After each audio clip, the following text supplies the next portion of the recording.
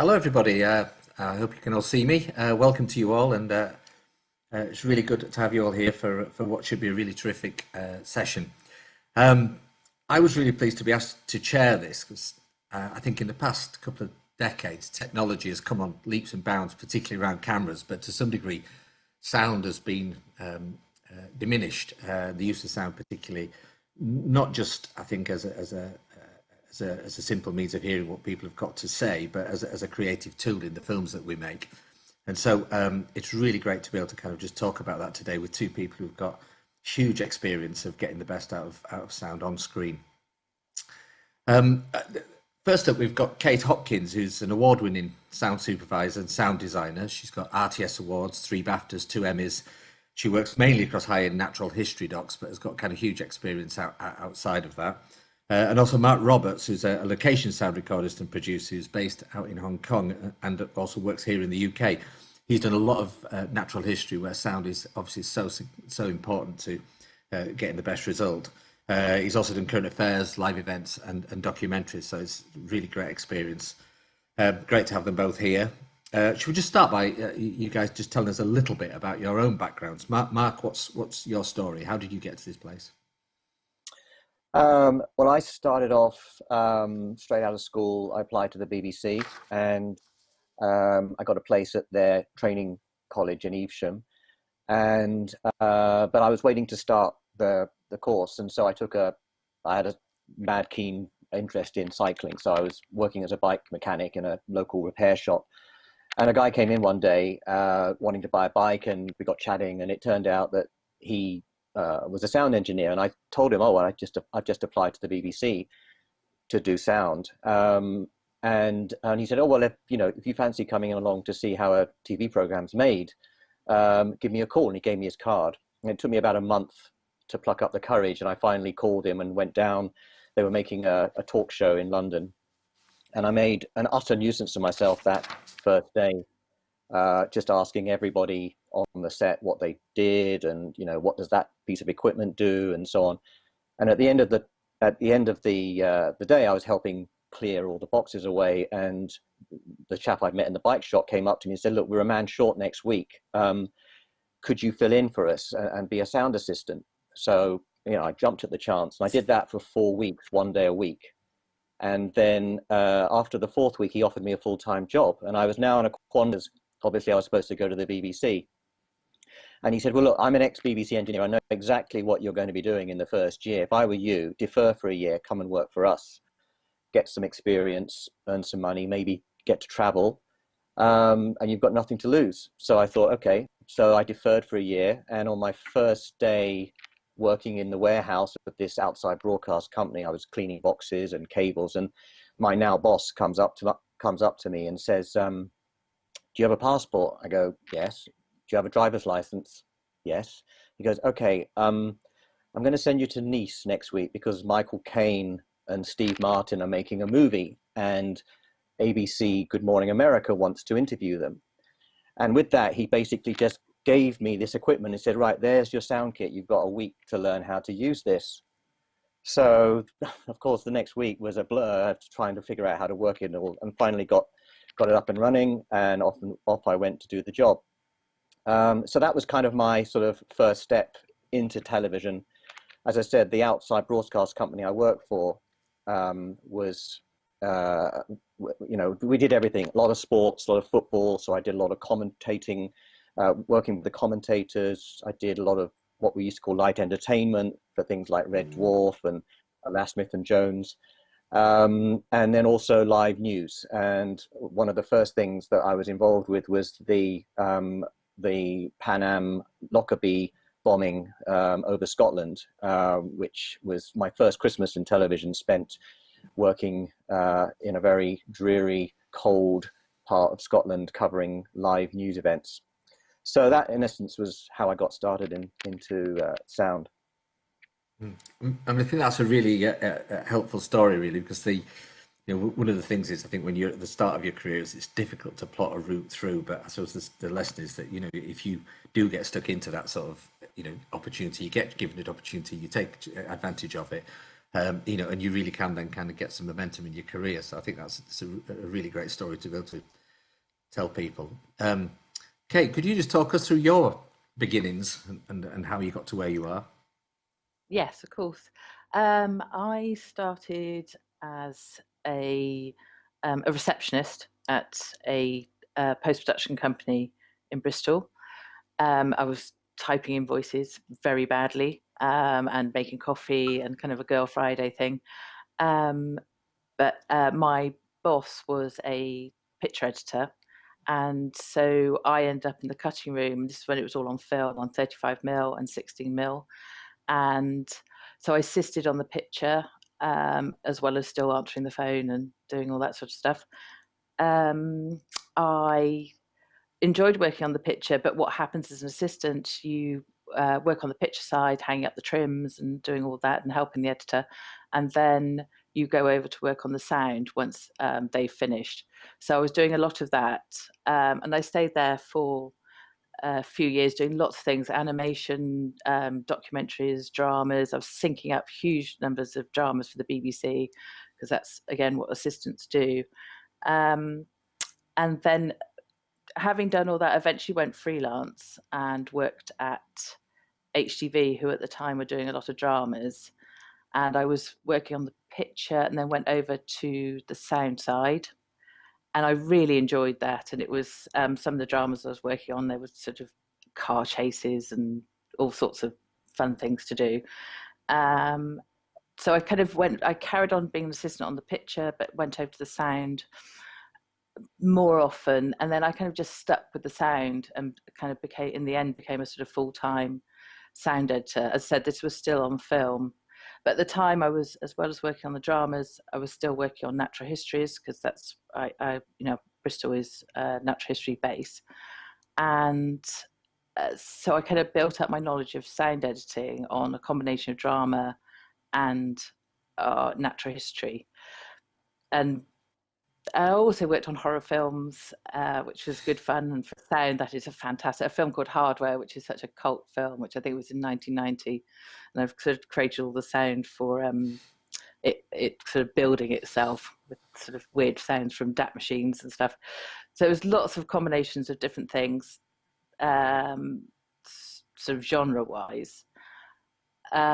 Also, then I had to go from from analog to digital, which was a big thing, because I was so used to having a Chinograph and sort of everything and winding film through, and then having to go on a computer, which I had never seen before, and then I had to kind of learn that without training.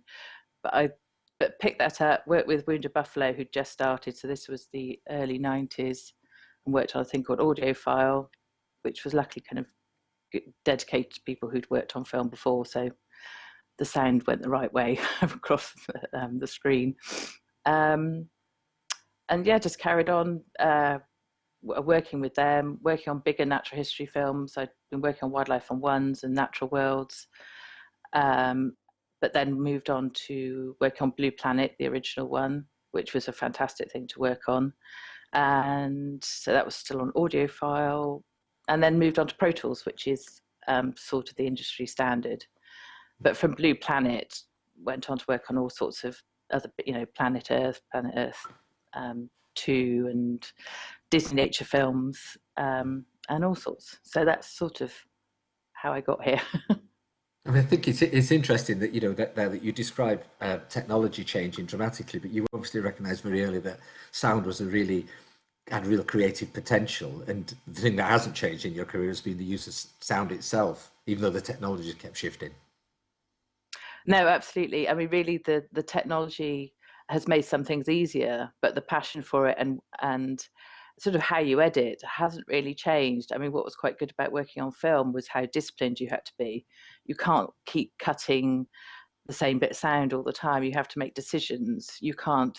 I mean, now I could lay up hundreds of tracks, but that's not the point. The point is to lay up the right ones, and that's what film was very good as a discipline. Is there's a limit to how much you can lay up, and there's a sort of, you have to know when to cut. And that's, I think, was very good training, and it was, as I said, a good discipline to start that way. and then move into the digital form where I've now got lots more choice, which means creatively I can do more, but I've still got in my head the discipline that I was sort of brought up with. I mean, I think you both, from such humble beginnings, have both worked on extraordinary kind of programs, really. Should we show a clip? We'll start with this first one. Mark, do you want to tell us a little bit about this? Yeah, so this was about 10 years ago for the BBC series Frozen Planet, and this episode is dealing with scientists and what they are doing to research climate change. So we went to Greenland as part of a sort of glaciology expedition. And essentially, there were just four of us who went. There was a camera woman called Justine Evans, Adam Scott, producer, and then Tim Fogg, who is a rope specialist, and myself. And we were going to film the scientists looking at these big meltwater lakes that form every summer called moulins. And every summer, these lakes basically they catastrophically drain, and they basically seep away into the ice sheet. And so essentially, that's what we were there to film. Mm. Okay, well let's show the clip and then discuss afterwards what you did with it.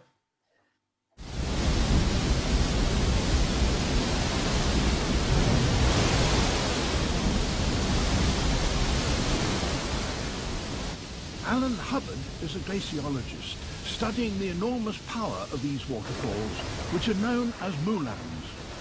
We've got this amazing moulin going off here today.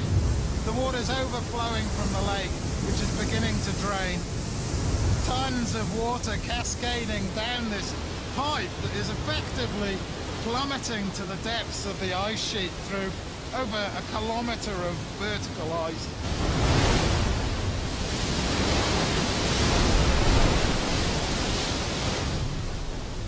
Alan is here to study where the meltwater goes and what effect it has on the remaining ice. To do that, he needs to find a moulin that has recently run dry.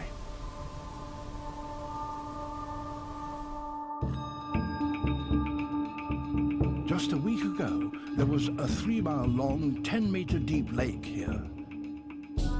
The weight of all that water cranked the ice beneath, and the lake drained in just a few hours with incredible force.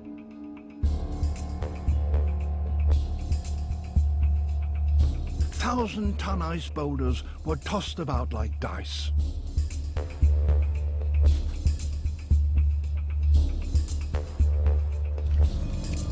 Alan's team have found the hole down which the lake disappeared, and they want to have a closer look.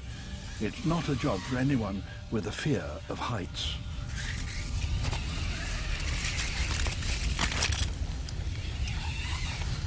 As you can see, it's dry up here, but if you listen, you can hear the thunder of, there's a lot of water entering it at some depth.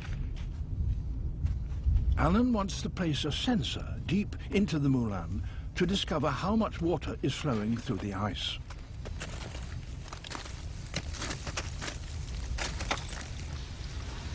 As they drop, they travel back in time. 30 meters down, and they reach ice formed from snow that fell 10,000 years ago in the last ice age. When this lake drained and the plug got pulled and the whole lot flushed down through here, this ice sheet, it rose by a meter as that water accessed the bed and force jacked up the ice sheet. So we know that the water in this whole plumbing cavity system down here, we know that shoots straight through that ice and actually hits the bed of the ice sheet. We've hit the water. I can see the water now. Great. Nice work. Wow. I mean, one of the things that I always think about our industry is that it often demands great things of people as individuals, but at least 2 or 3 times a year you get a chance to do something that is actually quite extraordinary. And I guess that was one of those moments, was it? Oh yeah, that was definitely one of those trips that I'll never forget in my career. It helped working with a group of people who I've worked with many times before. I was lucky enough to work on the BBC Expeditions series for almost 10 years. So we all knew each other, and particularly this team was particularly put together because of our knowledge of rope access. We've all spent time climbing trees or, you know, abseiling off cliffs and stuff like that. So that was one of the sort of main things that was important for this team. But also, you know, you're dealing with extremes in temperature, so trying to keep equipment going at minus 20 degrees. And also, for me, from the sound point of view, it was quite an unusual one because there were no sounds. There was no wildlife sounds. It was a completely environment completely devoid of any wildlife. So I had to focus specifically on the ambient sounds of the ice sheet, and grab as many different types of ice and water sounds as I could. Which was very useful. I mean, I was going to say that the thing that strikes me is you've got where you recorded sound and you've got that volume of water. That must have been a huge kind of noise in itself, and then you're trying to get clear speech out of that. How did you go about doing that? Well, yeah, you're absolutely right. In fact, it was so deafening that we couldn't actually hear each other talking. We actually had to come up with a whole sign language in order to get ourselves in the right positions. But as you can see, the first part of the clip where Dr. Hubbard is actually right on the lip of this Mulan, and we're all roped off so that in case the side of the Mulan should suddenly give way, you know, we're not going to get pulled down the plug with the rest of them. And then we had to get as clean audio as it possibly can. So in those situations, a boom is just not going to cut it. So and even putting a lapel mic on the contributor in the conventional way, usually you put it sort of around here on the chest height, because of all of the clanky rope harnessing things. I didn't want to have all of those kind of metal sounds distracting. So what I did is I put it in his helmet. I put it right in front in the brim of his helmet here. And what that does is, first of all, it places the microphone pretty much as close to his mouth as possibly can be without being in shot. And the second thing that it does is, as soon as he moves his head, it's moving on axis with his head. So that was the first thing. Then you know, we also had to make sure that we got clean sound of him and his colleague when they were inside the dry Mulan, the shaft. So in order to do that, I had to rig. It looks dry, but it's like being in a very cold shower. So there's water pouring down on them, and so you had to waterproof all the equipment. Then the camera crew were lowered down, and they positioned themselves in, so that when the scientists come into shot, they're in the right position. And then I'm actually dangling above them out of shot, mixing and sending my audio to the camera, and also recording it on my hard disk recorder. I just thought you'd be wandering around with a. It's amazing. And when that stuff actually, what are the challenges that poses when you actually get it back into post? Well, what I had from Mark for the main program was amazing, because he'd done so many recordings of all the water and lots of different perspectives and the sound of the ice. It meant when we got the finished sequence, I had everything there I could use. I mean, there's some in the main film, there's beautiful shots of small trickles of water as it leads up to this huge great hole, and Mark had recorded all of those, which went, and the sound of the water going over the ice is very different from the sound of water going across anything else. It meant I could layer up with everything that was real, and I mean, I added some things. I think there's some slow-mo shots where you can see big splashes sort of coming in, which I think I added. But what was lovely was to have the real stuff right from the beginning, and it sounded different from just normal rivers and from normal waterfalls. It was a joy to have, and to have all those recordings. So yeah, no, it was very pleasing. And when you're mixing something like that, you're seeing that very much you're not just simply trying to just put something down that reflects what happened. You're being creative, aren't you, in the way that you listen to the sound, you use the different tracks, the way that you mix between them and things. It's a creative process, not just a simple a functional process for you. No, completely. I mean, you've got to what you have is the stream leading up to this kind of cavernous hole, and you've got to feel that, the feeling of traveling and the build up of water sounds. So you start with this, the nicest, most delicate sound, and then you bring in the bassy sound and the kind of the white noise that you hear as you're going down the Moulin.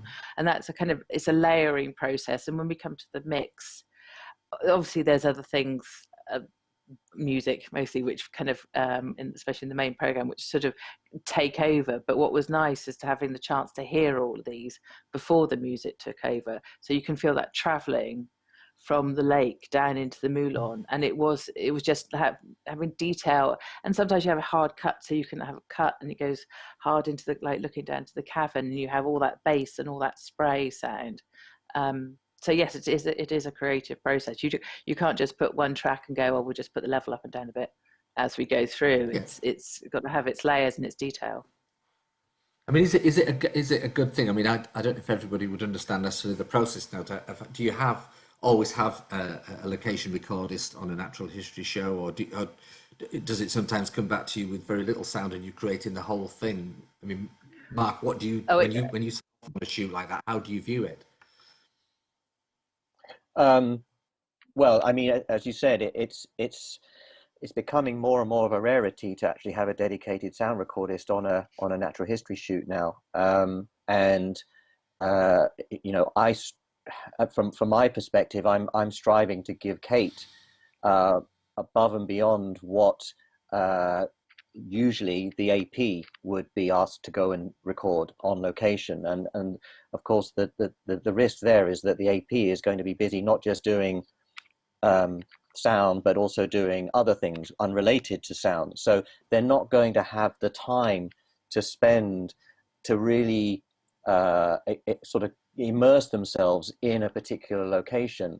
And I mean, the Frozen Planet sequence is a great example. We had almost a week of complete whiteout where the camera crew couldn't do anything. But I could do it. I mean, because I could go out, I didn't need to have sunshine to record sound. So I could go out and really utilize those foggy days. And because I'm thinking of just one thing, I'm just thinking about the film from the audio perspective. I start to sort of, it's like an onion. You start peeling away layers. First of all, of course, you hear the roar of the Moulin, but then you notice your feet are crunching on the ground, and then you notice you hear water dripping very subtly as the meltwater starts to drip. So you get your ear in. You start off with a kind of a broad canvas, but then you start to focus in on these smaller sounds. That's fantastic. I think that's Kate, go on. I was going to say that's what's very important about having a dedicated sound recordist, because they're the ones who notice these things. And as a sound editor, I'm always trying to recreate these sequences, and I'm looking in a way, the same way as Mark was talking about. I'm looking at the picture and I can see the detail. I can see the drips, from icicles melting, and to have the real recordings is just so lovely, because my whole thing is just to kind of make it feel like you were there. And what a sound recordist does when they're doing it at their best is sort of open up past the visual and just sit there and listen and go, look, that's an interesting noise. It doesn't necessarily have to be the big thing in the shot, but it's a really lovely noise and will add something to the whole atmosphere. So it's really important getting stuff back from the field. As Mark's saying, it doesn't happen all the time. I mean, I have got a huge, between me and, Wind of Buffalo, we've got a library of quite a lot of generic sound and stuff that's been recorded in the field. But it's very different when you get it back from the same shoot. It's because everything you're letting. And when you're using sound that's not sync to the pictures necessarily, will you sit in the suite and just literally listen to the sound of the volume of stuff that you've got, and just kind of listen and try and pick just the right moment and just the right kind of feel for the shot that you're looking for? Oh, absolutely. In fact, for natural history, we never get anything sync. There's no sync, although there may be stuff recorded on location. It's never sync with the picture. So I'm always starting with a blank canvas.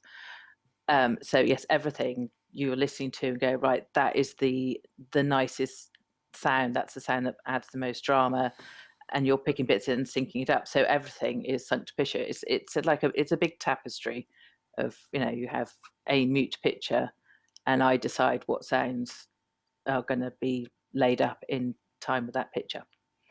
So yes, I think if I can go on.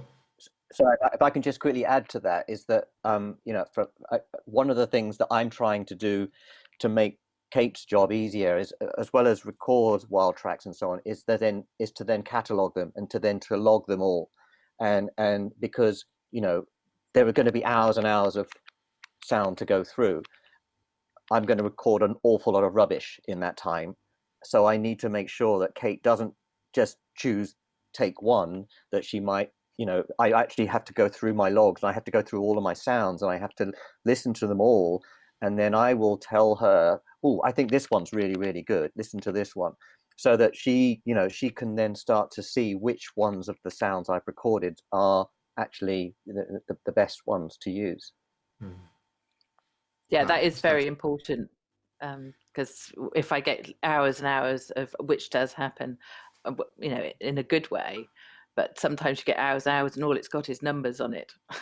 And within the time I've got to do a track lay, I haven't got time to listen to it all and kind of guess where they're coming from. Where in the world is that from? Is that from the same place that those animals were being filmed or not? So yes, the logging is incredibly important, and Mark does it very well, which is very lucky. I think that does take us to our next clip, which is a great example of the use of sound and pictures. I'm guessing not necessarily, recorded at the same time. Do you want to just tell us a little bit about it, Kate? Yeah, this is Dynastys Lions, and it's a combination of, they did record some stuff out in the field.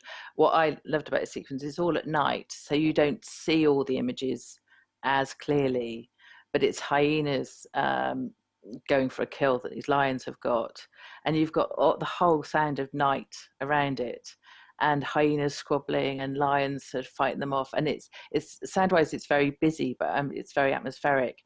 And when the mix was done, there is music in there, but it's quite an underscore, so you can hear all the natural sounds. And I just really like it because it's lovely to hear. It is the real sound. I mean, it may not have been shot specifically at that time, it's not sync, but it is what should be there, and it is what it would sound like if you were sat that close to lions and hyenas sort of having a fight. So. Okay, should we play the clip?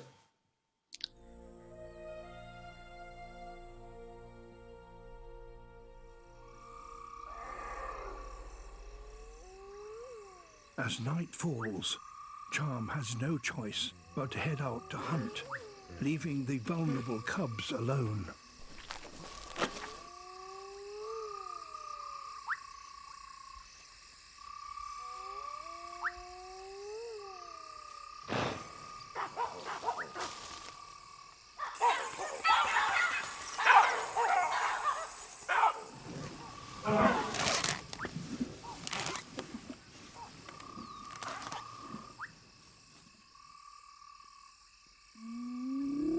She's being trailed. Hyenas. They'll attack lone lions if they get the chance, to steal any kill they make.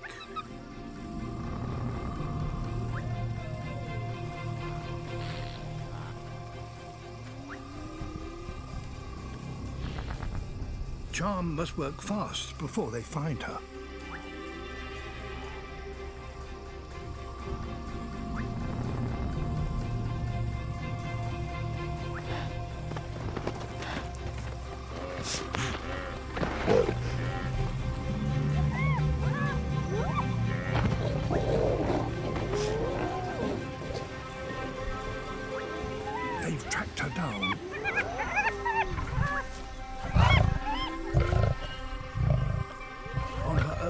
she couldn't hold them off. But another of the pride has been following Charm. Her 3-year-old daughter, Yaya.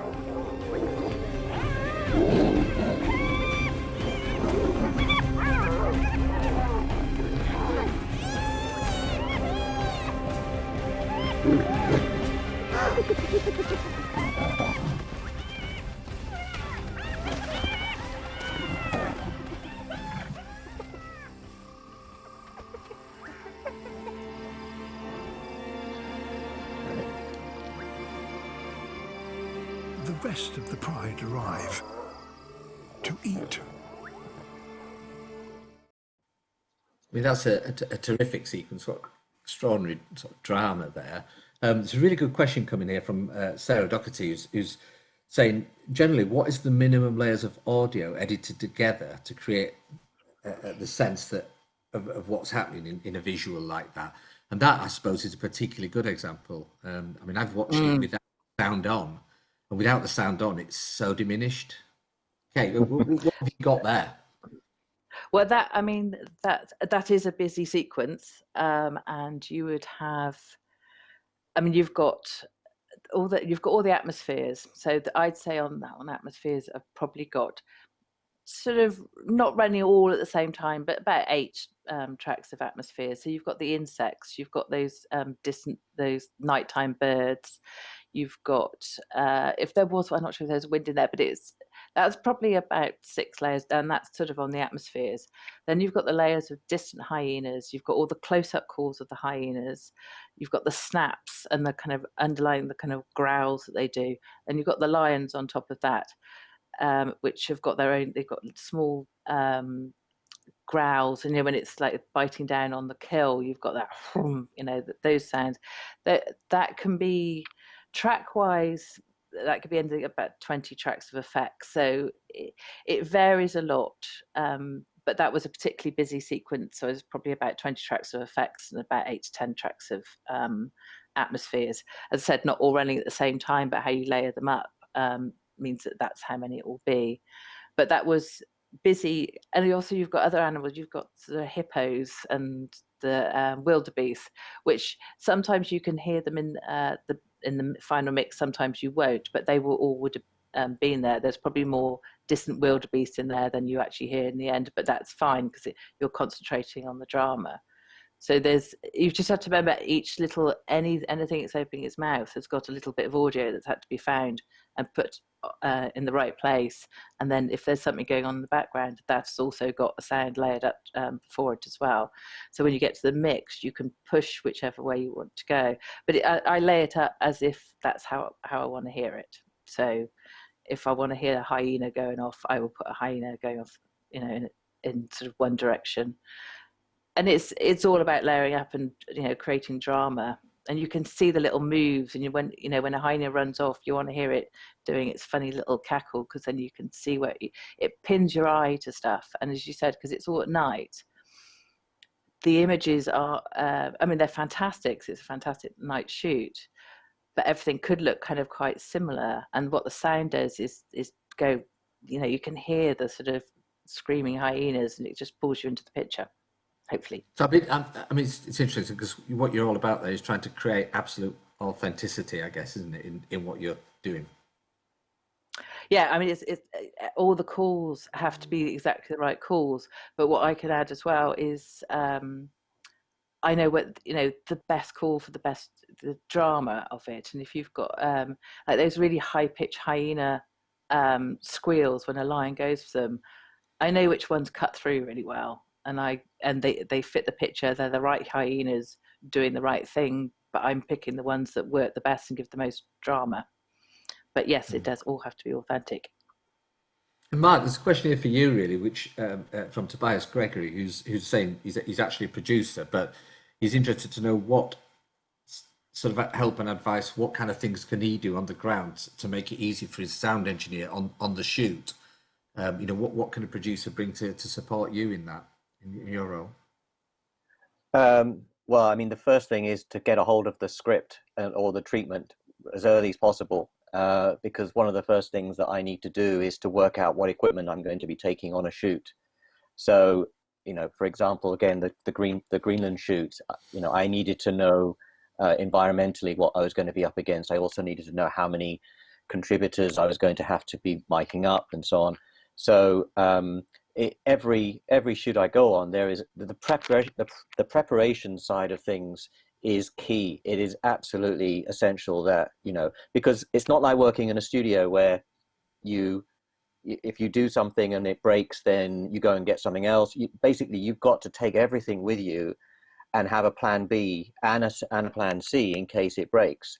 And you've got to have spare batteries. You've got to have, spare cables. And one of the things that I remember when I first started, the company I worked for, they took delivery of a brand new outside broadcast truck. And I pretty much spent the first 9 months soldering. And it was, at the time, it was so solder destroying, learning how to solder. But to this day, learning to repair simple stuff in the field is a real gift, because you can get yourselves out of so many problems if you just know the basics of how things work and be able to sort of have a workaround. So things like learning those kind of fundamental skills are very, very important for being a location sound recordist. I've got a question here as well from Ivan Kosarev, who says, how do you record the animal sounds from a distance? Because obviously when you're actually watching that go through after Kate's had her hands on it, it feels as though you're actually amongst the Pride of Lions. How do you get those individual sounds and build up that sort of soundscape? Well, if you're a camera person, then you have the luxury of having a nice long, 1,000mm lens. We don't have that in our sound armory. But what I do have is what's called a parabolic reflector microphone, which is essentially, it looks like a little satellite dish, and it does exactly the same job as a satellite dish does. Instead of collecting radio waves, it's collecting sound waves. So I can actually be quite a distance away from an animal, and it works best for higher pitched animals, birds, frogs, insects, and so on. But it means that I've actually recorded lions mating in southern Africa with it, and you can be a good 50 meters away and still get good clean sound with something like that. The other thing, of course, is if you have the opportunity to, and where you're going to be with a particular animal, is you can plant mics. So sometimes I will put radio mics in the hollows of trees or on the branches of trees if I know a bird is going to be perching on that particular tree. Kate, when you're listening to Mark talking about this stuff, do you like to get involved pre-production in this process? Do you like to be engaged in the discussion before they actually set off to do the shoot, to give a sense of what you feel you'd like? Oh, absolutely. I think we try and do it as often as possible. We'll go to pre-production meetings. The producers they need to know what sort of sounds we have in the library. I mean, because budgets for sound for sending sound recorders off seem to have got so small. They kind of want to know, is it absolutely necessary for us to send a sound recordist? And most time I'll go, absolutely, you have to, even though I may have lots of these animals, they were recorded in 1972. Could you please go and get something new?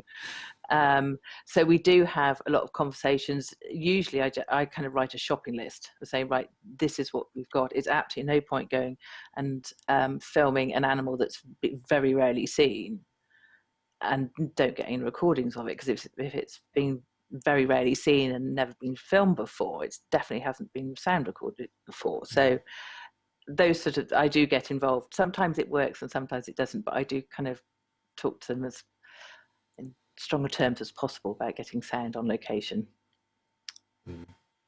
I actually remember I remember one shoot I went on was about filming wolves. And I contacted Kate beforehand and I said, Kate, is there something particular that you would like from this shoot I'm going to go on? And I remember her email came back, I need some snuffles and I need some grunts. So, these are the, those really help though, because it does it kind of hones you in on what sounds to listen out for. Yeah, because there's a lot of time in. Yeah. So I was going to say, let's go to our next clip now, because I think this is the two we've shown so far are locations where you're out in a kind of quite a sort of hostile space in lots and lots of ways, in a hostile landscape, certainly. The next one is much more about an environment that you've got control over. Do you want to tell us a little bit about that? Yeah, so this was a series I did for the BBC a few years ago called The 1900 Island. And essentially it's about 4 families who give up modern day living for a month to go and live on a tiny little island off the coast of Anglesey as a 1900 era fishing community. So it was an ob doc. We had 4 camera crews, each was a self-shooting PD and a sound recordist. So I'll tell you after the clip what we did. Okay, let's play the clip. Is it good news? They look happier, they look more energetic. Yeah. Oh, please, please, please, please. Daddy. Wave! Since they arrived on the island, storms and inexperience have hampered their progress. But at last, they've got something they can be proud of.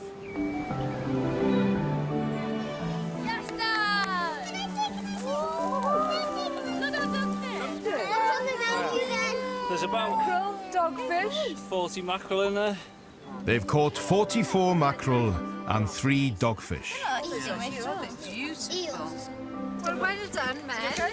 Look at you! I really are proud of us. Really, really am. Can I touch it? Can I touch it? No, So don't is do it please. it's There you mackerel go, and respect the dogfish? fish. I've never seen dogfish before. No, me neither. I don't think the dogfish will fetch much money. Clive can deal with them very easily.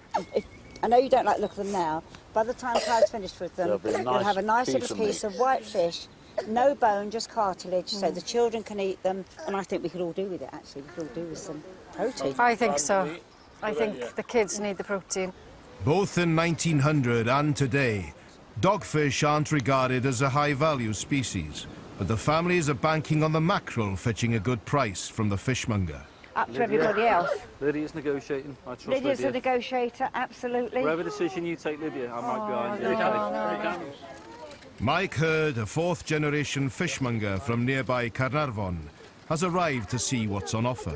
Tell us the prices that you'd normally... Well, we'd have to sort them out, small and large. That's small, that. It's the small mackerel. Yeah. Would you buy the small ones? Buy the small ones, but not the same price as the big ones, obviously. Okay. And what kind of price are we looking at? 3p for the small ones. Okay. 3 pence each for the small mackerel. Okay. And maybe Six for the them. medium. 6. 6 for the medium, and the large then. I can't see any large, can you? Right. Who's going to get their hands dirty? Save counting them and messing about. Should we say 4.5? If everybody's happy with that, then. That sounds good to me. Good, Okay, good. you've got yourself a deal. Diane. Oh, I'm thrilled with that. Yeah, I'm thrilled with that. It's definitely lifted the spirits now of the whole community. It's lifted the spirits of them all. Feel elated. Everybody's smiling, everyone feels good. It's just the best feeling. Yeah, it's another lovely clip. That's terrific. Can I just say to everybody, do put your questions in. We'll try and get them out to the guys if possible. We've got quite a few coming in, but if you want to ask anything, just feel free to do that on the website there. On something like that, obviously a much more benign environment to be working in than the other two, but nonetheless challenging in very, very different ways, I guess. Yeah, very much so. I mean, it was a very remote island, which was tidal, so we actually had to make sure that we got off and on the island before the tide came in. There were lots of things at play here which it looks like quite a simple scene, just a whole bunch of people, chatting and talking about fish, but actually normally you would, if you were doing it with multi-cameras, you would have like a control room. You'd have a central control room. All the microphones would come back to that, and one mixer would do the whole mix. But on this, we had 4 separate camera crews. So what I had to design was a system whereby each camera crew took care of one family. And so that meant that each sound recordist might have up to 4 or 5 radio mics, which they were listening to. But families came together. We had to make sure that we had coverage from both recordists. We've also got, you know, the problems that when you've got 4 crews all trying to jostle for position, that you've got to keep out of each other's way. And also when you're doing a multi-camera shoot like that, you've got to make sure everything is synced up, because camera A has to be running exactly the same time code as camera B. So we had to set up a whole system of synchronous time code to lock everything together. Now on an op doc, the sound recordist's role is far more than just twiddling faders, because you're the eyes and the ears of your PD. So when something is going on, the camera person, quite often, they're very focused on what is going on in front of them, but they might not see that, you know, the fishmonger is arriving off camera. So I will then go and whisper in the PD's ear, okay, the fishmonger's arriving in about 10 seconds from camera right, so that then they can quickly do a little shift and incorporate the extra contributors as they arrive into the frame. Wow.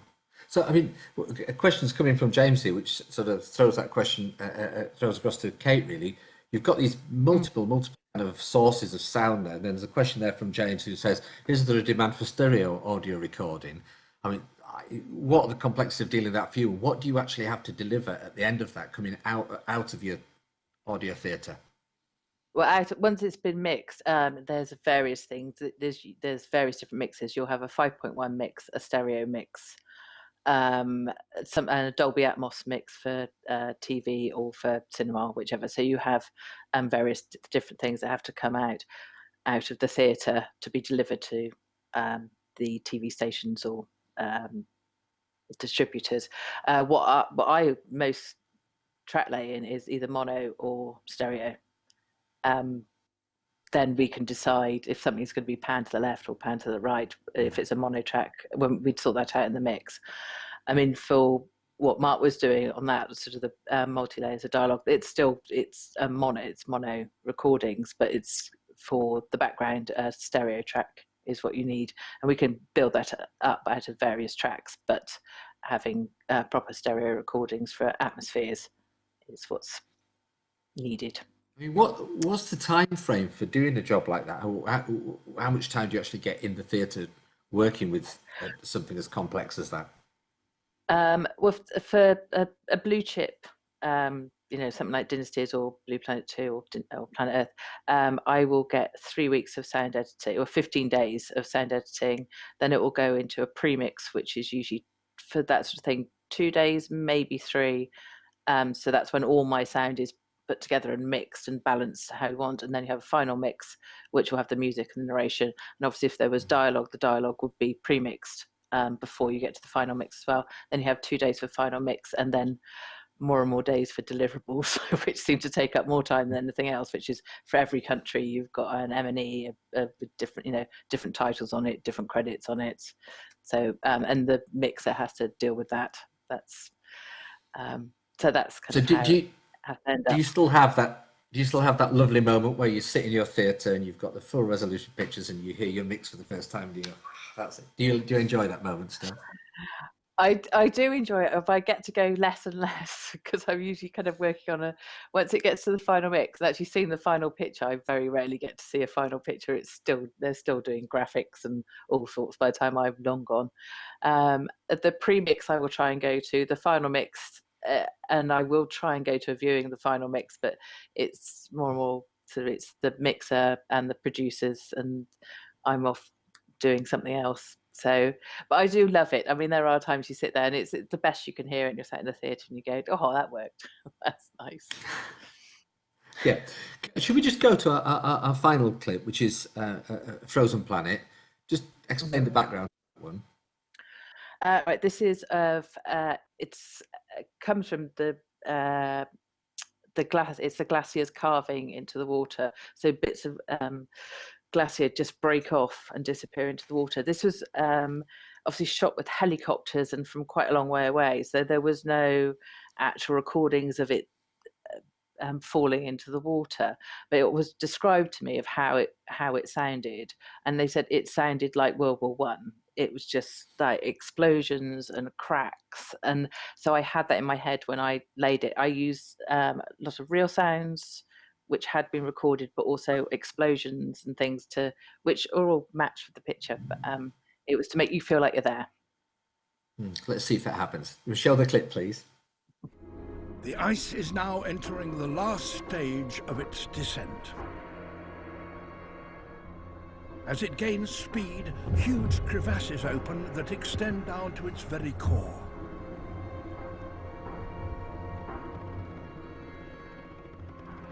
It's reached the ocean, and millions of tons of ice have lost the support of their rocky bed. Something must give.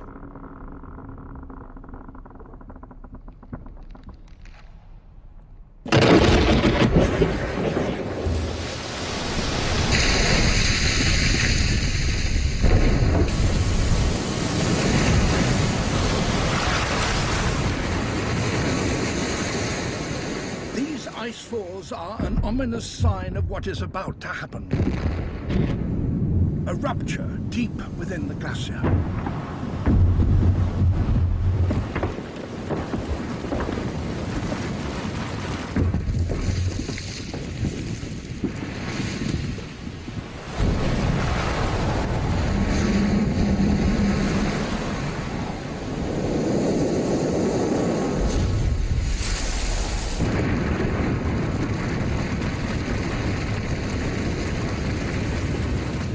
Colossal iceberg is born.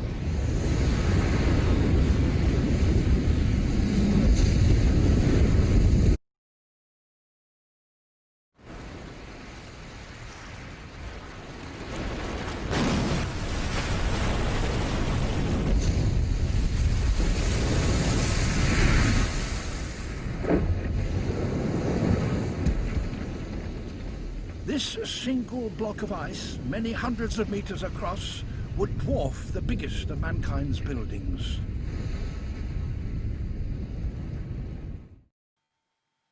Wow. Again, I've said, well, every clip, they're terrific, aren't they? One of the things that strikes me there, particularly with a story like that, is that, you know, obviously climate change has become something that's hugely important to us. So you bear quite a responsibility, don't you, I guess, when you're trying to kind of create an accurate and authentic version of that sound for those pictures, so that you're actually delivering a kind of a truthful version of events. Well, I mean, that was what was so useful about talking to people who were actually out in the field. I mean, as I said, a lot of it was shot via helicopters, which looked, when I saw what they had to do, seemed quite scary. And a lot of those sounds there, I mean, there's ice rumbles and cracks, which are all the real thing. But as I said, what I got was the description of how it sounded and how it felt to the people who were actually closest to it. And that's what I hopefully delivered. And the people who saw it afterwards, who had actually been in the field, said that is how it felt. That's how it felt to be that close and to see that glacier disappear into the water. Mark, when you watch sequences, not necessarily that one, but these type of kind of epic sequences, do you get a sense of satisfaction when you see the hard work that you've done on the ground there, kind of reproduced in such an extraordinary way? Oh, very much so. I think probably I'll watch a program at least twice, and I won't even hear what David Attenborough was saying the first time, because I'm so focused on what I'm listening out for. Did they use that wild track, or have they managed to use all of the different sounds that I've recorded on location? yeah, it's a very satisfying, especially, you know, if Kate's involved, it's very reassuring, because I know that it will be incredibly well mixed, and it will actually sound as I hopefully recorded it on location. That's fascinating. Let's just ask you both, really, we've only got a few minutes left now. Can I just ask you both, can you just talk through what your advice would be to people who perhaps watching right now and who maybe haven't thought of a career in sound, or maybe they have and they're kind of thinking, how do I actually get up and running? What's your advice to them? Do you want to go first, Kay? I would say try and get, if you want to do sound, I mean, post-production sound and location sound is, you know, it's a different thing. You don't get to go and see lots of places when you're doing my job, but get yourself attached to a post-production company. If you're really interested in sound, do recording, whether you're going to do post or location recording. Go out and recording your own stuff is really good. Learning the software, learning something like Pro Tools, and having a basic knowledge of how to run one of those is also really handy. But you have to be in post-production, you just have to hassle post-production companies, say, please, I'm really interested in sound. But as I said, if you can get into it, recording sound is really useful, because then you know what you can get and what you can create with something, and you can put it into your session and go, right, okay, that's useful sound. And have an ear out for an ear for detail, and look at picture and see what actually makes sound. If you look at a street scene, there are things that go up and past which are great sounds to hear, you know, like a distant radio in someone's car, a sort of a bird as you walk past a hedge and it startles off. Not something you necessarily see in the picture, but it's details that add drama and add to the whole feel of the thing. I think one of the extraordinary things about the lockdown was that it made people rehear things strangely, because all of a sudden the soundscape had changed, hadn't it? And so you could all of a sudden you could hear different things to that which you'd normally kind of hear. I thought that was an amazing thing, and it sort of illustrates that point. And Mark, what would your advice be to people who want to follow this particular path? Well, I think that, I mean, sound is often the department that sort of nobody wants to do. When there's a film that's being put together, you know, people almost shy away from it, because they're daunted by the fact that you are actually you're dealing with something which really you and only you are going to be experiencing. It's not like the camera crew who, you know, and the director, they can huddle around a monitor. So when you're actually the sound recordist, you have a whole gamut of experimenting at your disposal. And so I would suggest that, you know, volunteer to work on short films. You may not, you'll get a chance to really see what works and what doesn't work. And I mean, I still find it really useful to go out and record stuff now, especially over this year. I carry with me my phone, and, you know, if I hear something, I will just record it, because I'll think that sounds amazing. And so, you know, whether you're in a city or whether you're in the countryside, I'm always recording little snippets of sound. And, you know, once you get a job on a short film or what have you, don't just say to yourself, well, I'm just going to be doing the sound. You know, look for ways to help out in other areas, because it's working on a short film or working on any small production. Everybody multitasks. Everybody has more than one thing to contribute.